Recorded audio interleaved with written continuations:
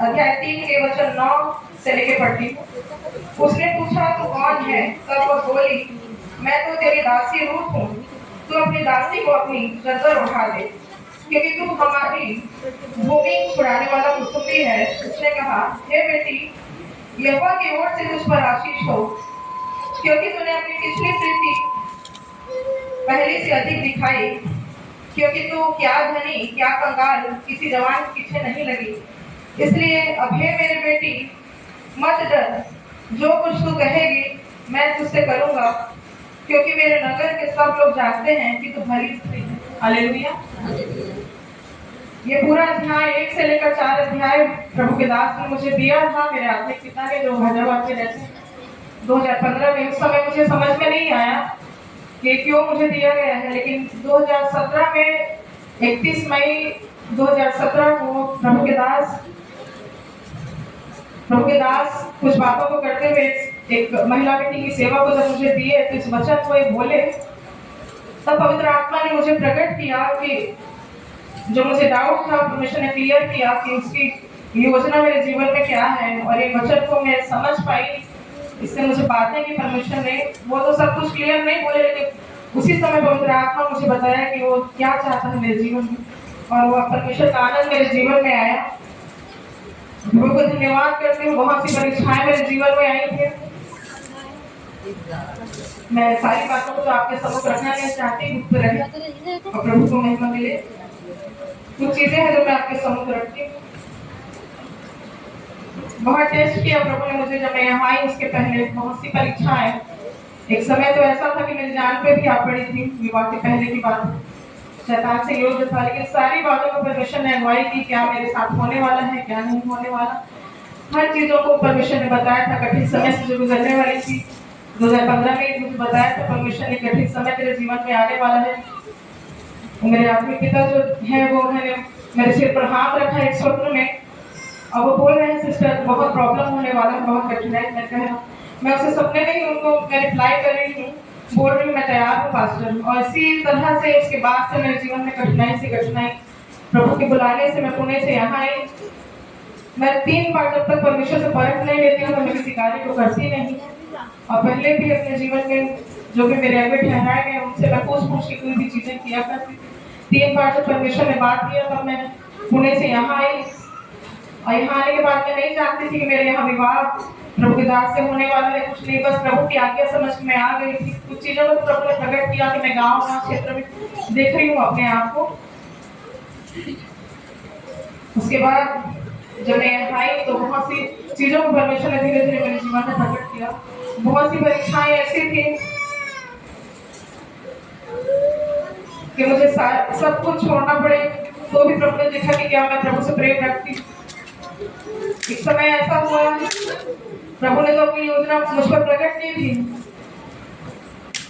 पर क्या मुझे प्रभु के द्वारा जो योजना प्रकट की कि मेरा विवाह होने वाला है, प्रभु की सेवा करने वाली हूँ, धन दौलत नौकरी जो कुछ भी मेरे पास है मैं सब कुछ छोड़ के आ सकती हूँ परमेश्वर के लिए। तो प्रभु ने हर एक चीजों को बारी बारी मुझे टेस्ट किया। एक बार ऐसे ही परीक्षा है कि मुझे विवाह छोड़ना पड़ेगा। मुझे प्रभु ने जांचा मेरे मन को, मैंने कहा मैं प्रभु तैयार हूँ, मैं विवाह के लिए तो सेवा नहीं कर रही, चाहे मेरा विवाह हो कि ना हो, चाहे मेरे घर वाले मुझे निकाल दें, चाहे मुझे रोड में छोड़ दिया जाए, मैं अकेली भी हूँ तो भी तेरे पीछे चलना नहीं छोड़ूंगी।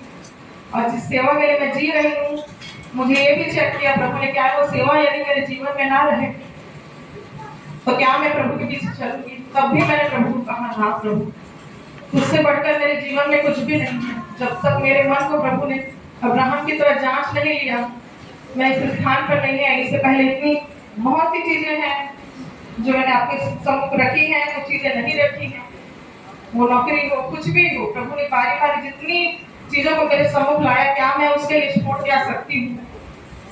तो मैंने पूरी कोशिश की और परमेश्वर की जो इच्छा थी उस पर खरी उतरी। उसके बाद परमेश्वर ने मुझे यहाँ लाया है।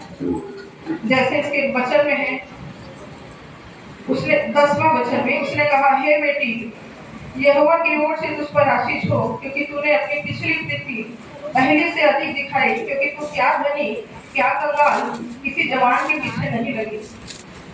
तो जैसे इस वचन में है कि किसी जवान के पीछे नहीं लगी, किसी संसारिक चीजों के पीछे नहीं लगी, तो रूथ परमेश्वर के पीछे लगी होगी। वो परमेश्वर के पीछे लगी होगी, उसको परमेश्वर के पीछे लगी होगी, वो परमेश्वर के पीछे लगी होगी, उसकी इच्छा योजना को पूरी करने के पीछे परमेश्वर के ही पीछे लगी होगी। हालेलुया। उसी रीति से मैंने सबसे बढ़कर परमेश्वर से प्रेम रखती, उसकी इच्छा के लिए जीने के लिए मैंने जब ठान लिया, तब परमेश्वर ने मुझे यहाँ लाया। हालेलुया। बहुत से लोग हैं जो प्रभु से क्रोधित होते हैं क्योंकि उनको उनका मनपसंद जो लड़का है लड़की है मिलते नहीं, बस यही उनके जीवन में है, ये लड़का मुझे मिल जाए, ये लड़की मुझे मिल जाए, मेरा विवाह हो जाए, मेरा ये हो, मेरा वो हो। इन सबसे बढ़ के यदि परमेश्वर से प्रेम रखता है, रूथ के समय जो प्रभु पे दृष्टि लगाए हैं, उसके लिए जीने मरने को तैयार है। मैं प्रभु के अभिषेक, उसकी अनाउंटिंग के अंदर रहेंगे। मैं भविष्यवाणी करती हूँ उनके लिए, जो भी भाई और जो भी बहन जो सबसे बढ़कर परमेश्वर से प्रेम करते हैं, परमेश्वर मनों को तौलने वाला है, उसको जांचने वाला है। जो पिछले कुछ दिनों से जो उनके पीछे परीक्षाएं चल रही प्रभु की ओर से, और यदि उस परीक्षा में खरे निकले हैं और प्रभु ने उनको पाया है कि वो सबसे बढ़कर परमेश्वर से प्रेम रखते हैं, परमेश्वर उनका स्थान बहुत ऊंचा करने वाला है, ऐसे अभिषेक से भरने वाला कि लोग यदि आपको देखेंगे तो वो चौंक जाएंगे। हालेलुया। प्रभु की शक्ति के नाम है। ऐसे बहुत कम लोग हैं जिनको परमेश्वर ने आपको पाया है, बहुत कम और बहुत कम भाई और बहुत कम। हालेलुया। प्रभु की गवाही के द्वारा आपको आशीष।